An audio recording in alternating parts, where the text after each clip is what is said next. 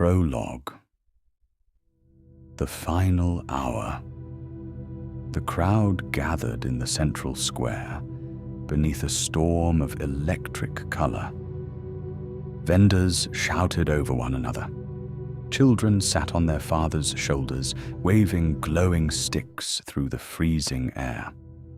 Steam rose from sewer grates, while snow still clung to the sidewalks in dirty heaps after the 11-hour blizzard that had battered the city the night before. Above the masses towered a colossal stage erected in the heart of Manhattan.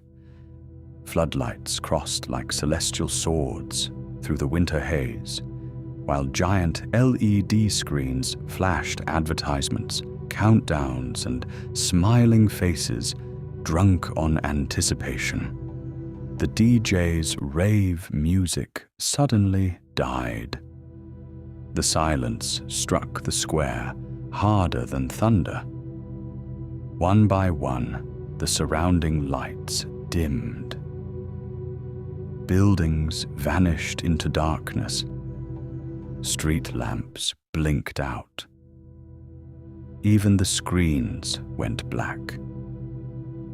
Only the stage remained. A breathless hush swept over the thousands gathered there. Then, a lone figure stepped into the darkness. The mayor. Slowly, confidently, he approached the microphone, while distant camera flashes erupted like tiny stars. His silhouette stretched long against the stage floor. "Is everyone ready?" he roared. The city exploded. Pyrotechnics erupted skyward in violent cascades of red and white. Fireworks hammered the heavens, while speakers blasted a sound like the crashing of oceans. Children screamed in delight. Couples kissed. Police officers laughed with strangers. For one impossible moment, mankind was happy. Across America, across Europe, across Asia and Africa, the world celebrated the coming of a new century. January 1st, 2000, the dawn of a new millennium.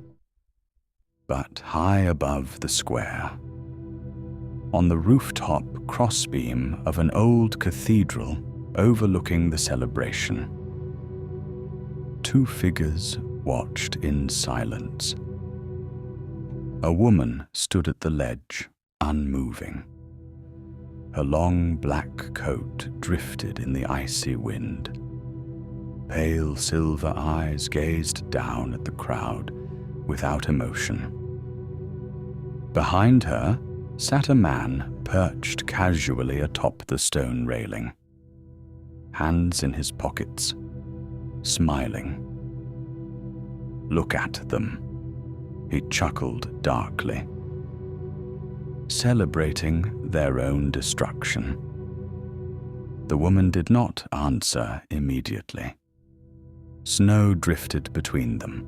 Finally she spoke. "Brother." Her voice was cold and ancient. "Is that concern I hear?" The man laughed softly. "Concern? Surely you jest." He hopped down from the railing and stood beside her, staring at the sea of joyful mortals below. "Since time immemorial, I have pitied them," the woman said quietly. "Now I see my pity was wasted." The man folded his arms. 10,000 years, he murmured with amusement, since the first of their kind crawled from the celestial coil, and still they fail to understand the purpose of their existence. The woman closed her eyes. "To be given free will," she whispered. The man sneered. They are an ignorant waste of source energy. Fireworks reflected in his pale irises. But no matter. A cruel grin spread across his face. Soon the clock winds down. The sunset of mankind approaches. Suddenly the woman gasped. Her hand shot to her temple. A terrible, unseen pressure moved through her. The man's smile faded. "What is it?" She inhaled sharply before answering in a hollow, static voice. "Our brother has begun." The man's expression sharpened instantly. "Good." He stepped toward the edge of the cathedral. At last, below them the crowd began chanting. 10, 9, 8. The woman watched silently as her brother spread his arms. Wind spiraled violently around him. 7, 6, 5.